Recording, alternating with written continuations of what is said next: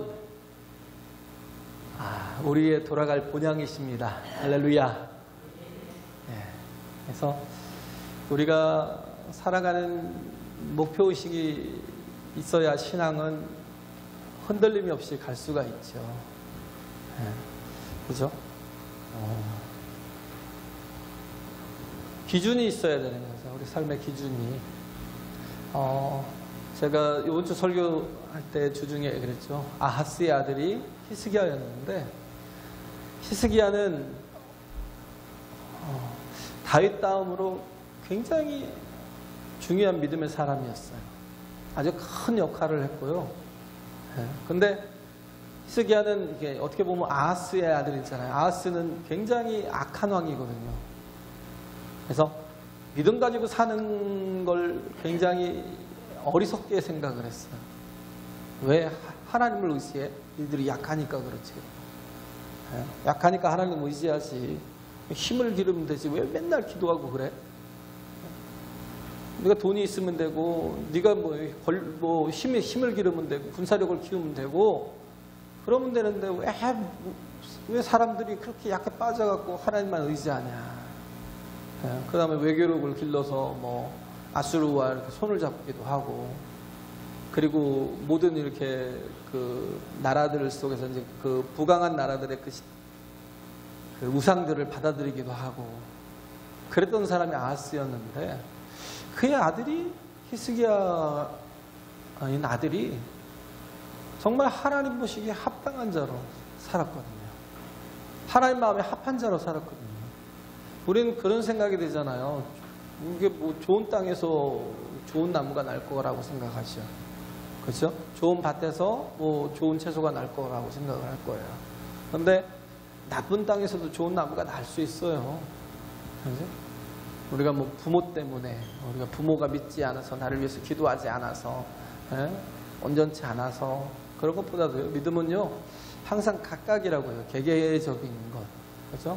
개인적인 거예요, 믿음은. 그래서 아무리 부모가 잘 믿었어도, 그잖아요. 엘리가 훌륭하고, 그래도 홈리와 비느하스가 아주 개차반이었잖아요. 또 사무엘이 아무리 훌륭했어도 요엘과 아비야가 아주 개차반이었던 것처럼, 엘리는 또 그런다 할지라도 사무엘은 또 이해를 할 것 같은데 안 그러잖아요. 요엘과 아비야가 굉장히 또 개차반이었고. 근데 또 다윗 같은 사람은 어떠냐면 아비가 날 버렸대요. 그 정도로 천시받고 무시당했던 사람이지만, 그러나 하나님 앞에 정말 하나님을 사랑하고 또 믿음으로 섰을 때 하나님께서 그를 인정하시는 거예요. 할렐루야. 그를 인정하시고 그를 이끄시는 거예요. 그래서 히스기야가 처음에 가졌던 생각이 뭐냐면 기준을 가진 거예요. 기준이 뭐냐면 내가 우리 아버지 아하스처럼 살지 않고 내가 다윗처럼 살겠다라는 거예요. 다윗과 같이 하나님의 마음에 합한 자로 살겠다라는 거예요. 우리에게 참 중요한 마음의 의식이 그거예요. 우리에게 중요한 게 뭐예요? 내가 하나님 앞에 어떻게 서느냐가 중요하죠. 그렇잖아요? 3대를 믿으면 뭐하고 4대를 믿으면 뭐예요? 그 다음에 신앙생활 안 하면 무슨 소용이 있어요? 그렇잖아요? 정말 복된 건 뭐냐면 계속 아름다운 믿음이 계속 이렇게 유전되는 거. 할렐루야. 그게 참 아름다운데, 그러기 위해서는 개개인이 더 하나님 앞에 설 수 있어야 되는 거예요. 그 히스기야 같은 사람은 어떤 사람이었냐면요, 그 한 사람 때문에 아수르에 의해서 멸망을 당하지 않았어요. 안 그랬으면 BC 722년에 저 이스라엘의 열지파가 다, 이스라엘 나라가 다 멸망을 당하고, 그리고 아수르가 또 이렇게 쳐들어왔잖아요. 사네립을 통해서 또 쳐들어와가지고 거의 모든 성을 다 함락하고 예루살렘만 남겨놨을 때, 그러니까 거의 죽은 거와 다름없어요. 이미 진 거나 다름없어요. 근데 그때 히스기야가 뭐예요? 영적인 믿음의 방파제가 됐던 거예요. 그래서 결국은 유다를 지켜낼 수 있었던 아주 굉장히 중요한 왕이었어요. 근데 뭐로 지켜냈어요? 군사력으로요? 아니면 그의 경제력으로? 그의 힘으로요? 아니요. 하나님을 의지하는 믿음으로. 할렐루야. 하나님을 의지하는 믿음으로 그의 나라를 지켜냈다고요. 왜? 기준이 명확했으니까. 목적의식이 명확했으니까. 기준이 뭐예요? 다윗처럼.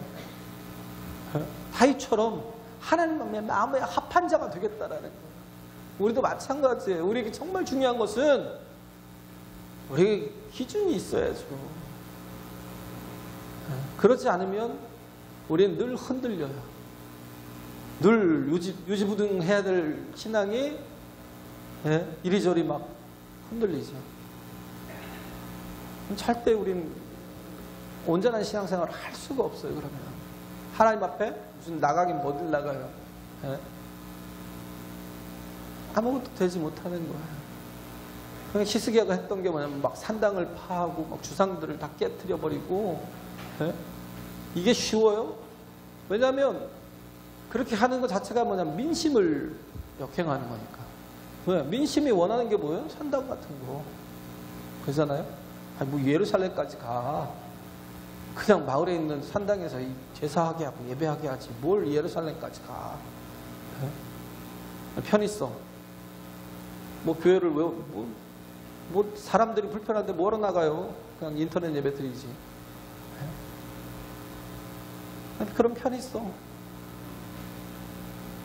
또 하나가 뭐냐면 전통이죠. 전통. 그가 이렇게 모세가 장대에다가 노뱀을 높이 들었잖아요. 바로 예수 그리스도의 십자가를 상징하는데 그때 히스기야가 다 그걸 깨버렸어요. 다 깨트려 버렸어요. 이거는 그냥 노새 불과해 그러고 다 부셔버렸어요. 그때 없어진 거예요.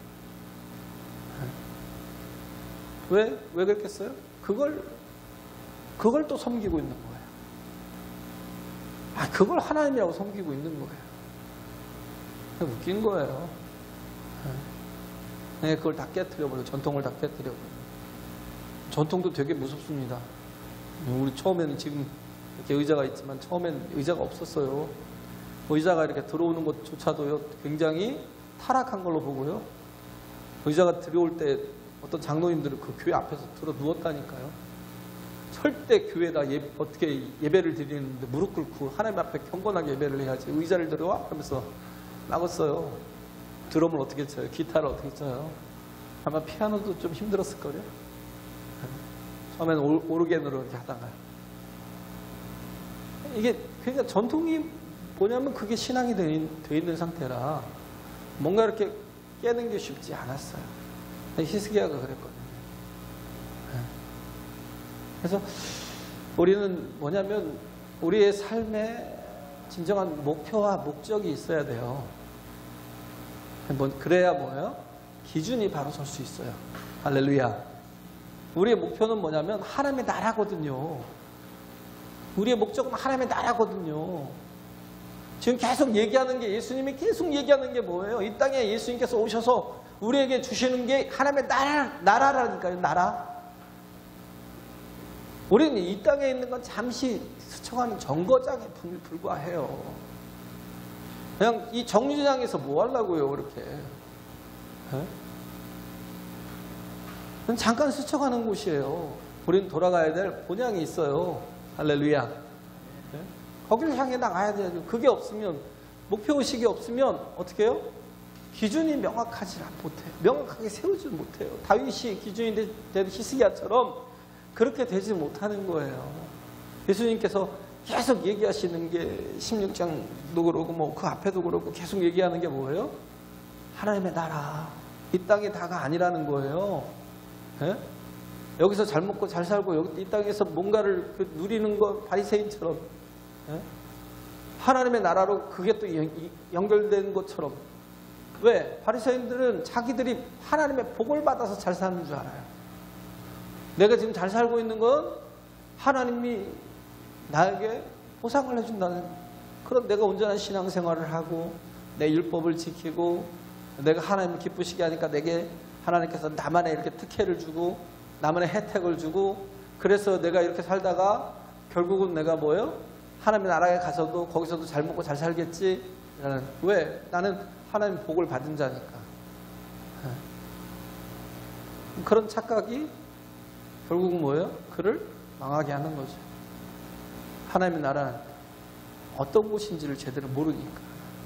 목표의식이 명확히 해야 되거든요. 네. 그럴 때 기준을 붙들고 살아요. 그 기준이 있는 사람은요. 기준이 뭐예요? 예배자, 기도자, 증인된 삶. 할렐루야. 어떤 것에도 유혹을 받지 않아요. 그죠? 흔들리지 않아요. 네. 정말 어렵고 힘들어요. 제가 한번 그런 적이 있어요. 주일을 교회를 가지 못해서 못 드린 적이 있었는데, 군대 갔을 때, 신교대 갔을 때 갔는데 주일날 교회를 가야 되는데 첫 주를 안 보내더라고요. 못 가고. 저는 꼭 가야겠습니다. 못 가. 그래서 까불어서 못 가. 그래서 앉아갖고 성경 읽고 그냥 앉아갖고 내용반에서 기도하고 그렇게 말았는데 그때 못 갔어요. 그리고는 전방으로 올라갔는데 교회가 없어요. 전방에 뭐 예배하는 저기도 없어요. 그죠? 믿음 있는 분들, 이렇게 고참들 한 분, 두 분 이렇게 같이 잠깐 우리 예배하면 안 되겠냐고. 그래서 거기서 예배를 시작했어요. 나중에 보니까 혼자밖에 없더라고요. 믿는 사람이 어느 때는 또. 그래가지고 전도를 했어요. 전도를 해서 같이 예배를 항상. 그래서 한 번도 제가 혼자 예배를 드린 적이 없어요. 그때 빼고는. 처음 신교대 갔을 때 못 드리게 해서 내가 그래서 내무반에서 이렇게 성경 보고 기도하고 막 그런 거 빼고는요. 한 번도 혼자 예배를 한 적이 없어요.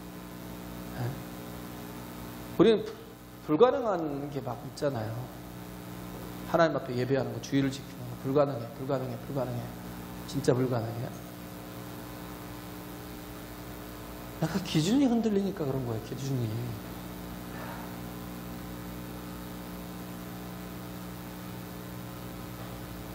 정말 하나님 앞에 온전한 사람으로 서야 되겠다라는 그 기준이 명확하면 나는 예배할 거야. 그러고 목사님이 그러시더라고요. 그런 어떤 시부모의 핍박 속에서도 나는 예배하는 사람이라고. 예배하러 간다고. 안 흔들려요. 핍박이 있으면 어때요? 두드러 맞으면 어때요? 뭐 올차례를 받으면 어떠고 그러잖아요. 흔들리지 않아요. 죽어도 돼요. 근데 믿음의 기준이 온전치 못하면 계속 흔들려요. 예배자로, 기도자로, 증인으로 살 거야 라는 그 믿음의 기준이 서야 돼요. 할렐루야. 그러면 어떤 경우에도 우리는 뭐야? 하나님 앞에, 하나님이 서도록 도와주셔요. 또. 하나님 앞에 설 수 없는 상황이 있다 할지라도요, 하나님이 서도록 도와주셔요.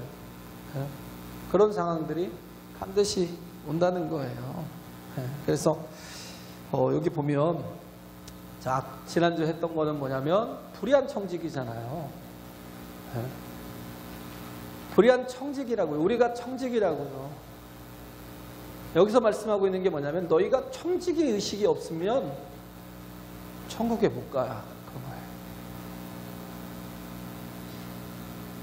하나님이 주인된 사람은요, 우리가 네이밍을 하는 게 중요하다고 그랬잖아요. 내가 무엇으로요? 내가 내 인생의 주인이야 라고 사는 사람하고, 아니야 나는 하나님의 청직이야 라고 사는 사람은 삶의 이렇게 질이 달라요. 가는 길도 달라요. 항상 하나님이 청직이라 모든 건 다 하나님께서 내게 맡기신 거예요. 할렐루야. 그러니까 더 조심하는 거예요. 모든 건 다 하나님께서 맡기신 거라고. 이게 의식이 없는 사람은요, 방종할 수밖에 없어요. 특히 바리새인들이 여기서 지금 얘기하는 건 바리새인들에 대한 얘기거든요. 바리새인들. 여기서 14절에 보면 바로 비웃 듣고 비웃건을 그러잖아요. 뭘 듣고요? 불의한 청지기에 대한 그 비유를 듣고 비웃었다라는 거예요. 왜? 그들이 돈이 많은 자들이라서. 돈이 많아서. 그죠? 왜? 그걸 저기로 삼은 거죠. 복으로 삼았는데, 그잖아요. 예수님께서 지금 다 뒤집어 놓는 거예요. 그들의 신앙의 상태를. 야, 니들이 하나님 앞에 그렇다고 바로 선포가 아니라는 거예요. 니들이 회개하지 않으면, 돌이키지 않으면 너희들은 정말 하나님의 나라에 갈 수 없다라는 거예요. 우리도 우리의 신앙을요, 정말 확 다 뒤집어 놓지 않으면, 정말 회개하고 돌이키지 않으면, 그러지 못, 하나님의 나라에 들어가지 못할 사람들이 많죠. 우리는 모든 게 우선이 하나님이어야 돼요. 할렐루야. 이들은 율법을 가진 자였다는 거예요. 율법을 가졌다고. 그래서 모든 이렇게 유대인들에게 칭송을 받는 자였어요. 근데 예수님은 이들을 부정해버리는 거예요. 이게 굉장히 위험한 일을 예수님이 하시는 거죠. 오히려 독사의 자식들아 그러면서 오히려 책망하시기도 하고. 왜? 겉으로는 거룩한 척하고 속으로는 뭐예요? 이기심과 욕심이 꽉 차 있는 거예요. 육신의 정욕과 안목의 정욕과 이생의 자랑으로 살아가고 있는 거예요. 그냥 율법은 자기들의 배를 불리는 도구가 되어 있을 뿐이라. 그래서 자기들이 판단해주고, 자기들이 인정해주고, 마치 그들의 인정을 받는 것이 옳은 것처럼, 그죠? 옳다함을 받는. 여기 있잖아요. 15절에 보면 스스로 옳다하는 자라는 거예요. 이들은 돈이 있다라고 하잖아요. 돈이 얼마나 무서워요. 돈이 참 사람을요, 되게 이기적으로 만들거든요. 그래서 리차드 포스터가 그랬잖아요. 여기 지금 세 가지가 나오는 거예요. 하나는 뭐예요? 돈과 권력과, 리차드 포스터가 얘기했던 것은 돈, 권력, 섹스잖아요. 근데 여기서는 돈과 권력과 성이 나와요. 그래서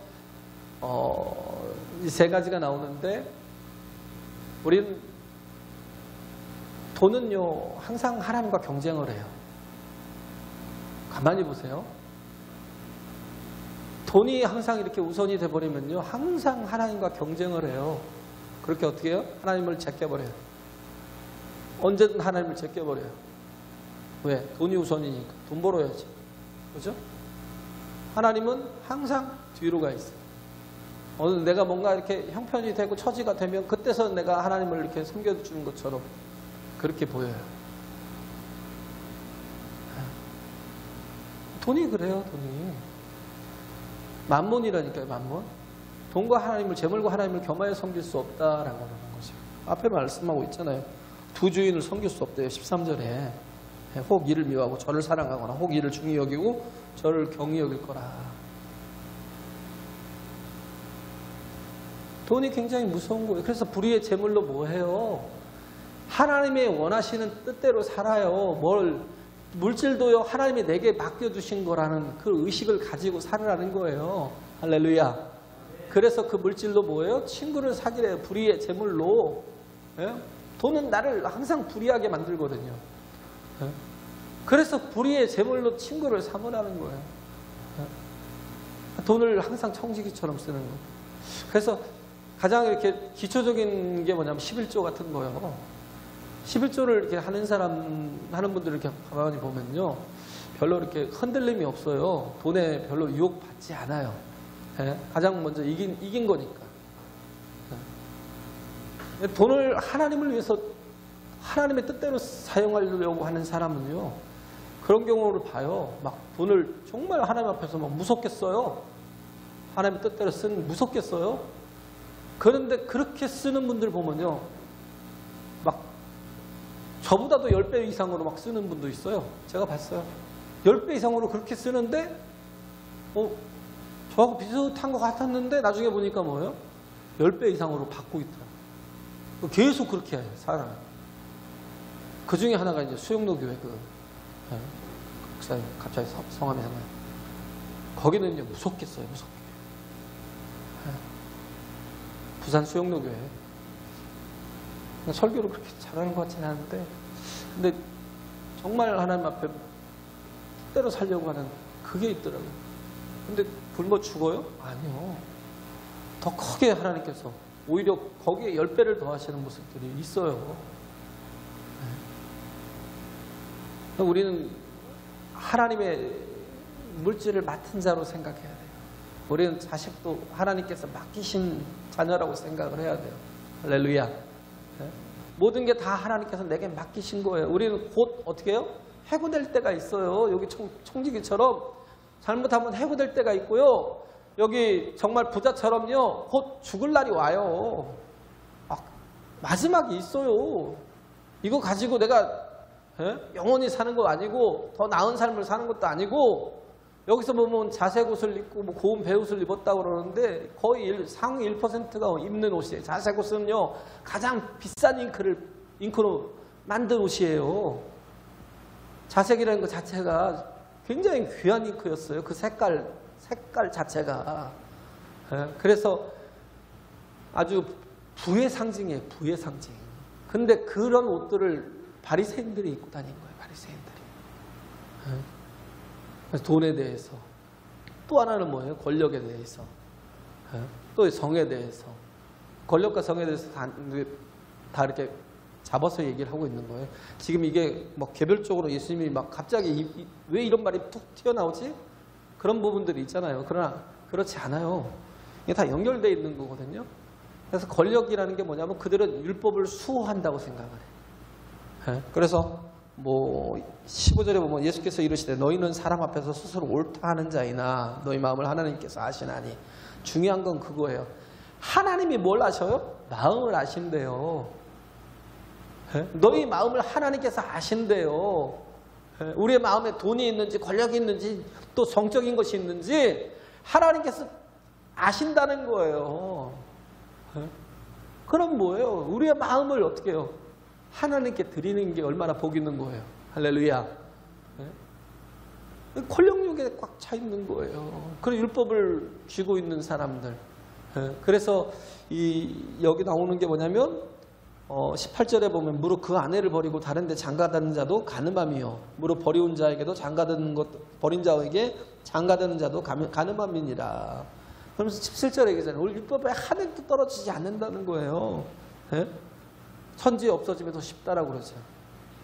뭐 이들은 율법을 가지고 있다고 생각을 해요. 그래서 신명기 24장 1절에 보면 이게 뭐냐면요.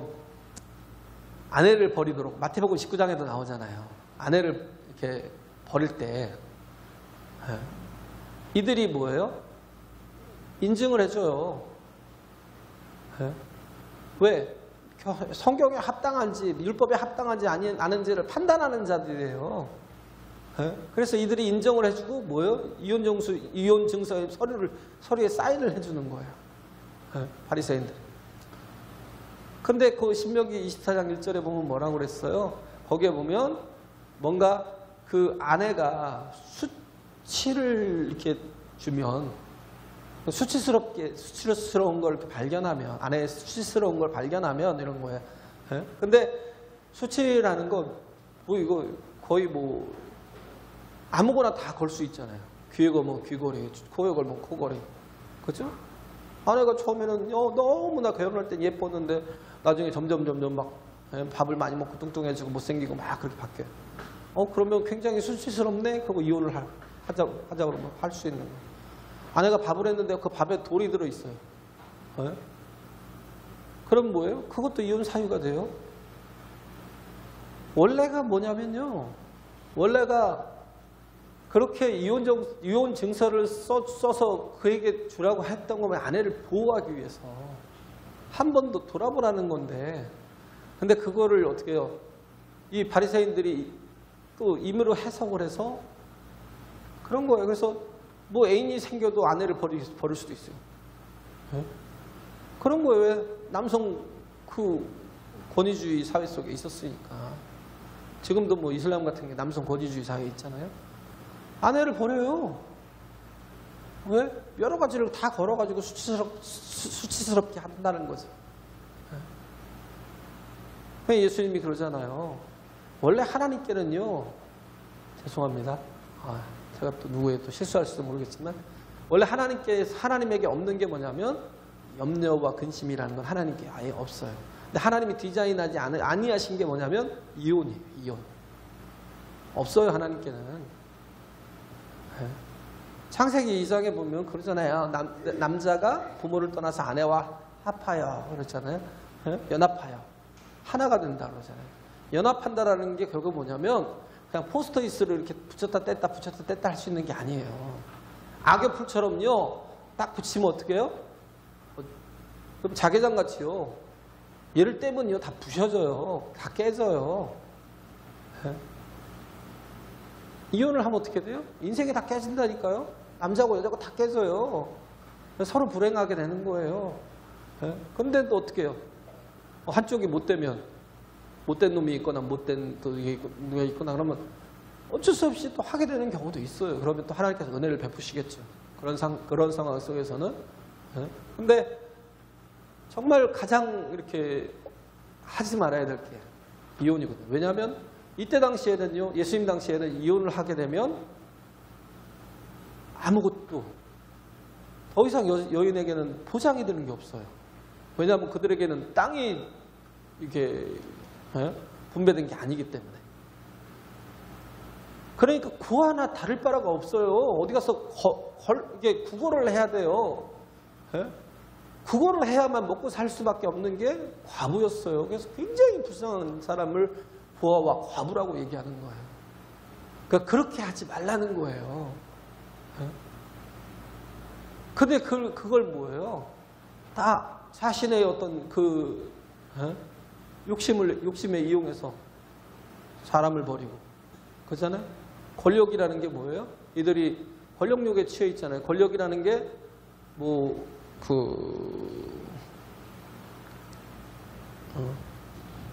액턴경이구나, 액턴경. 액턴경이 얘기했잖아요. 절대 권력의 절대 부패예요. 권력을 가진 자는요, 반드시 부패합니다. 존경한다고요? 정치인들 별로 존경하지 마세요. 거기에 기대하지 마세요. 다 부패한 사람들이에요. 절대 권력을 가진 자는 절대 부패해요. 아름답게 포장하고 있을 뿐이지 절대 그렇지 않아요. 그 중에 하나가 히틀러잖아요. 그 권력이 쥐어지니까 어떻게 해요? 600만이 넘는 유대인들을 다 죽여버리고 전쟁을 해서 자꾸 그 영토를 넓히려고 막 하면 얼마나 많은 사람들 고통스럽게 만들어요. 지금 이 사람들이, 이 유대인들이 가지고 있던 게 뭐냐? 권력욕. 돈과 권력과 또 성적인 것과 모든 걸 다 지들이 지배하고 있다고 생각을 해요. 모든 걸 다 가지고 있다고 생각을 해요. 그러니까 이들이 가지고 있는 게 뭐예요? 나타나는 게 자색 옷과 고운 베옷을 입고 호화로이 연락한다. 자기들의 즐거움을 위해서 사는 거예요. 청지의 의식을 가지고 사는 게 아니라 자기들의 즐거움을 가지고 즐거움을 위해서 그 목적을 위해서 계속 살아가는 거. 우리도 한번 생각해 보세요. 내가 지금 하나님을 위해서 살고자 하는 건지, 내게 주신 모든 것을 하나님이 내게 맡겨주신 거라고 생각하고 내가 주를 위해서 충성하겠습니다라고 생각을 하고 사는 건지, 아니면 내가 지금 내게 있는 걸 가지고, 내게 맡기신 것을 가지고 그걸 즐기고 있는 건 아닌지, 호화로이 연락하고 있는 건 아닌지. 이 나사로하고 구분이 되잖아요. 나사로는 어떻게 해요? 그 대문 앞에서 그냥 누워있대요. 부자의 대문에 누워서. 너무 아프니까 누워있는 거예요. 그래서 어떻게 해요? 부자의 상에서 떨어지는 부스러기라도 얻어먹을까 해서. 수로보니게 여인이 예수님께 구했던 게 부스러기잖아요. 이 나사로가요. 그랬어요. 정말 불쌍한 사람이잖아요. 오죽하면 부자의 상에서 떨어지는 부스러기라도 좀 얻어먹을까 해서 거기서 그러고 있었다는 거예요. 근데 뭐예요? 몸이 막 헌대가 막 많이 드러나고 그러니까 염증이 생기고 거의 죽어가고 있는 상태죠. 근데도 돌아보지 않은 거예요. 그러니까 죽었죠. 돌아보지 않았으니까. 나사로가 죽고 또 뭐 결국은 어떻게 해요? 부자는 안 죽어요? 부자도 죽어요. 나사로도 죽고 부자도 죽었어요. 그래서 결국은 어떻게 했어요? 부자는 지옥에 갔어요. 부유한 게 복이에요? 부유해도 하나님이 없으면 복이 아니에요. 부유해도 하나님이 없으면요 망하는 거예요. 중요한 건 우리가 뭐예요? 목표의식을 잃으면 안 돼요. 할렐루야. 그래서 우리는 우리의 삶을 의미 있게 살아야 돼요. 말씀을 붙들고 의미 있는 삶을 살아야 돼요. 그러면 인생이 즐겁다니까요. 기뻐요. 막 감격이 있어요. 돈이 없어도 괜찮아요. 권력이 없어도 괜찮아요. 네? 원래 이 율법의 정신이 뭐예요? 가난한 자가 없게 하라. 또 하나는 뭐예요? 억울한 자가 없게 하라잖아요. 네? 근데 이들은 뭐예요? 오히려 가난한 자들을 통해서 뭐예요? 그거 누구예요? 세리와 죄인들. 그들과 비교하면서 자신의 우월감을 드러내잖아요. 내가 저들과 같이 저렇게 내가 타락하지 않고 범죄하지 않으면 감사하다. 불쌍히 여기고 긍휼히 여겨야 되는 마음이 전혀 없어요. 억울한 자가 없게 하라고 그러는데 억울한 일을 하잖아요. 과분을 만들잖아요. 그죠? 그러니까 겉으로는 거룩한 척 하는데 드러나는 하나님은 그 마음을 감찰하시는 이니까 다 아는 거예요. 그러니까 어디로 가요? 지옥에 가는 거예요. 청지기 의식이 없는 사람은 결국 어떻게 해요? 지옥에 가는 거예요. 하나님이 주인 되지 못한 사람은 결국 지옥에 가는 거예요. 예수를 믿는다라는 건 뭐예요? 예수가 나의 그리스도라는 건 내 구세주일 뿐만 아니라 내 인생의 주인이라는 거예요. 할렐루야. 우리가 천국에 어떻게 가요? 주님 따라가는 거예요. 그 발자취를 밟고 가는 거예요. 나의 가는 길을 너희도 안 하니? 그랬잖아요. 중요한 건 뭐예요? 오늘 우리에게 주시는 말씀 가지고 정말 철저하게 순종하며 나가는 거예요. 한 걸음 한 걸음. 그렇게 나가는 게 중요해요. 알베르 까미의 그 시지프스 신화 보면 그거 나오잖아요. 그 벌이 형벌이 뭐예요? 밑에서부터 막 큰 바위를 굴려 올라가서 막 꼭대기에다가 딱 놓으면 그게 그 목적이 딱 끝나면 자유케 되는 이 형벌이 끝나는 그럼 얼마나 좋겠어요. 그러면 뭐예요? 의미가 있고 막 목표의식이 생기고 막 그럴 거 아니에요. 근데 뭐예요? 끝까지 끌고 올라가서 거기다 올려놨더니 이젠 또 굴리래요. 또 굴렸어요? 그럼 또 내려가서 또 가져오래요. 이렇게 계속 반복하는 인생. 이걸 뭐냐? 무의미라고 해요. 무의미. 의미가 없는 인생. 목표를 잃은 거예요. 목적의식을 잃은 거예요. 계속 반복되는 인생. 우리는요, 정말 목표가 있어야 돼요. 그렇지 않으면 계속 뭐예요? 무의미한 삶을 계속 반복하면서 그게 마치 나에게 기쁨을 준다고 착각을 해요. 내 모든 만족을 다 준다고 생각을 해요. 정말 우리가 하나님이 계신다는 걸 알면요, 철저하게 우리의 인생을 어떻게 거룩하게 살고요. 하나님의 뭐예요? 존전 앞에 서야 돼요. 할렐루야. 하나님 앞에 그 코람되고 인생을 계속 살 때 우리 자신이 거룩한 삶, 하나님이 원하시고 하나님 기뻐하시는 뜻대로 살아갈 수가 있어요. 그러지 않으니까 어떻게 해요? 자기 자신만 바라보고 향락 속에 살아가다가 결국은 부자는 죽어서 어떻게 가요? 어디 가요? 지옥에 가요. 바리새인들이 그래요. 그들은 율법이 있고 하나님이 있는 것 같이 착각을 하고 있는 거예요. 신앙생활하고 있는 것처럼 착각하고 있는 거예요. 왜? 자기가 청지기 된 적이 한 번도 없으니까. 자기가 주인이었지. 그러고 간 거예요. 그래서 결국은 뭐 지옥에 갔고, 이 나사로는 어떻게 해요? 아브라함 품에 갔어요. 왜 갑자기 여기서 왜 아브라함을 예수님이 얘기했을까라고 딱 그러잖아요. 왜 아브라함 품이야? 예수님 품도 아니고. 여기서 아브라함이 상징하는 게 뭘까요? 구원받는 조건이 뭐예요? 믿음이에요. 믿음. 할렐루야.